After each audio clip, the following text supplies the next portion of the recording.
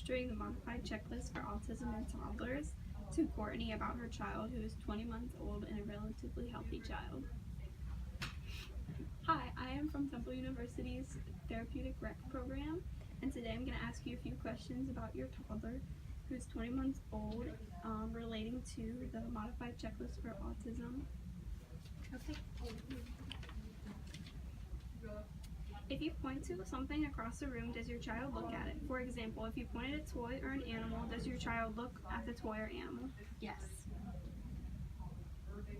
Have you ever wondered if your child might be deaf? Yes. Does your child play pretend or make-believe? For example, pretend to drink from an empty cup, pretend to talk on the phone, or pretend to feel a doll or a stuffed animal? Yes. Does your child like climbing on things, for example, furniture, playground equipment, or stairs? Yes. Does your child make unusual finger movements near his or her mouth? For example, does your child wiggle his fingers? No. Does your child point with one finger and ask for something to get help? Yes. Does your child point with one finger to show you something interesting? Yes. Is your child interested in other children? For example, does your child watch other children, smile at them, go with them? Yes. Does your child show you things by bringing them to you or holding them up for you to see, not to get help, just to show you? Yes. Does your child respond when you call his or her name? Yes. When you smile at your child, does he or she smile back? Yes. Does your child get upset by everyday noises? For example, child screaming or crying?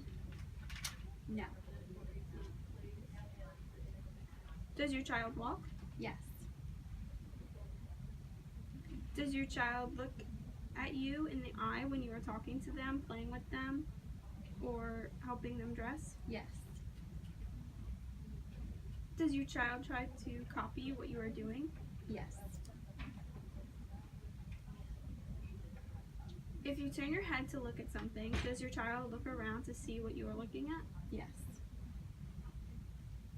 Does your child try to get you to watch him or her? For example, does your child look at you for praise? Yes. Does your child understand when you tell him or her to do something? Yes. If something new happens, does your child look at your face to see how you feel about it? Yes. Does your child like movement activities? For example, being swung or bounced on your knee? Yes. When scoring for items 2, 5, and 12, the response yes indicates autism spectrum disorder and would receive 1 point. Every item except numbers 2, 5, and 12, the response no indicates autism spectrum disorder and would receive 1 point. Question 1, she scored yes, so that is a 0. For question 2, she got a yes, and that is 1 point. For question 3, she said yes, and that equals 0. For question 4, she said yes, and that's 0. For question 5, she said no, and that score is 0. For question 6, that score is yes, and it equals 0. For question 7, she said yes, and that equals 0. For question 8, she said yes, and it scored 0. For question 9, the score is yes, and the score is 0. For question 10, the score is yes, and it equals 0. For question 11, the score is yes, and it equals 0. For question 12, the answer is no, and the score is 0. For question 13, the answer is yes, and the score is 0. For question 14, the answer is yes, and the score was 0. For number 15, the answer was yes, and the score was 0.